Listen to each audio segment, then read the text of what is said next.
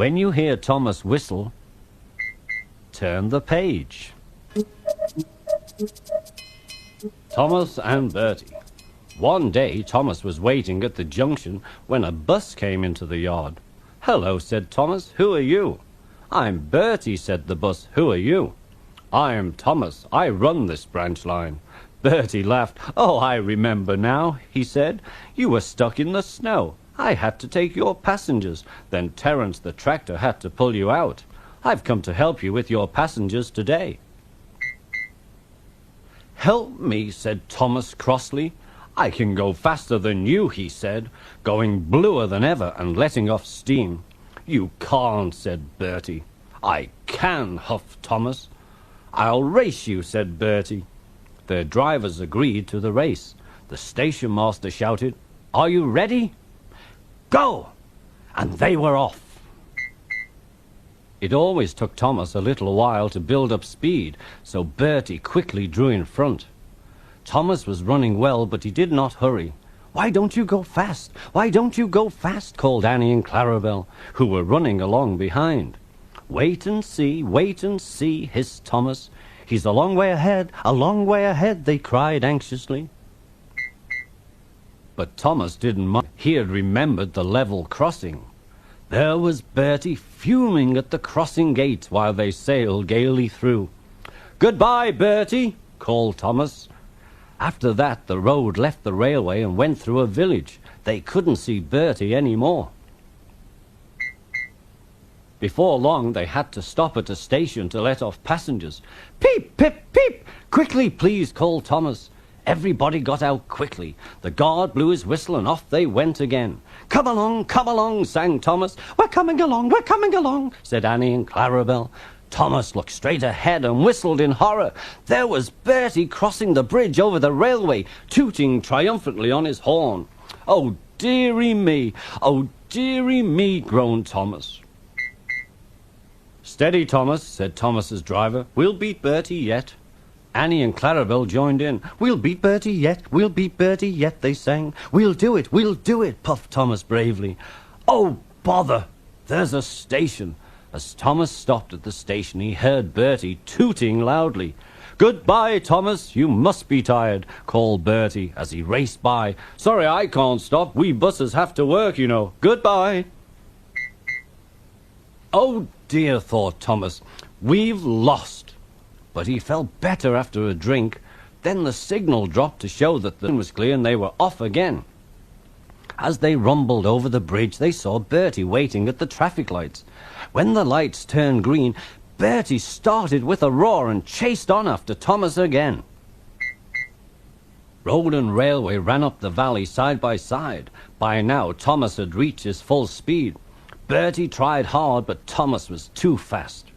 On and on they raced. Excited passengers cheered and shouted across the valley as Thomas whistled triumphantly and plunged into the tunnel, leaving Bertie toiling far behind. We've done it, chanted Annie and Clarabel happily as they whooshed into the last station. Everybody was there to give Thomas 3 cheers for winning the race. They all gave Bertie a big welcome too. "Well done, Thomas," said Bertie. "That was fun. But to beat you over that hill, I should have had to grow wings and be an aeroplane." Now Thomas and Bertie keep each other very busy. Bertie finds people in the villages who want to go by train and takes them to Thomas, while Thomas brings people to the station for Bertie to take home. Bertie and Thomas often talk about their race, but Bertie's passengers don't like being bounced like peas in a frying pan. The Fat Controller has warned Thomas not to race at dangerous speeds. So although Thomas and Bertie would like to have another race, I don't think they ever will. Do you? Thomas down the mine. One day Thomas was at the junction when Gordon shuffled in with some trucks. "Whew," said Thomas. "What a funny smell. Can you smell a smell?" "I can't smell a smell," said Annie. "It's a funny, musty sort of smell," said Thomas. "No one noticed it until you did," grunted Gordon. "It must be yours." Not long ago, Gordon had fallen into a dirty ditch. He knew that Thomas was teasing him about it. "Annie and Clarabel, do you know what I think it is?" said Thomas. "It's ditch water." Gordon didn't have time to answer, as Thomas was soon coupled to Annie and Clarabel, and then he puffed quickly away. Annie and Clarabel could hardly believe their ears. "He's dreadfully rude. I feel quite ashamed. I feel quite ashamed. He's dreadfully rude," they twittered to each other. They had great respect for Gordon, the big engine. "You mustn't be rude. You make us ashamed," they kept telling Thomas. But Thomas didn't care a bit. "That was funny, that was funny," he chuckled, feeling very pleased with himself. Thomas left the coaches at the station and went off to a mine for some trucks. Long ago, miners digging for lead had made tunnels under the ground. The tunnel roofs were strong enough to hold trucks, but they could not take the weight of the heavy engines. A large notice said, "Danger! Engines must not pass this point." Thomas had been warned, but he didn't care. He had often tried to pass the sign before, but had never succeeded. He knew the rules. He had to push empty trucks into one siding and wait to collect full ones from another. This morning he laughed as he puffed along. He had made a plan. "Silly old board," he said to himself, getting nearer and nearer to the danger sign. The driver stopped him, and the fireman went to turn the points. "Now for my plan," said Thomas, and he bumped the trucks fiercely, jerking the driver off the footplate. "Hurrah!" said Thomas as he followed the trucks into a siding. "Come back!" called his driver, but it was too late. "Stupid old board," said Thomas as he ran past it. "There's no danger, there's no danger." "Look out!" cried the driver. The fireman clambered into the cab and tried Thomas's brakes. There was a rumbling noise, and the rails quivered. The fireman jumped clear. Then the rails sagged and broke. "Fire and smoke!" said Thomas. "I'm sunk." And he was. Thomas could just see out of the hole, but he couldn't move. "Oh dear," he said, "I am a silly engine." "And a very naughty one, too," said the fat controller, who had just arrived. "I saw you." "Please get me out. I won't be naughty again," said Thomas. "I'm not sure," said the fat controller.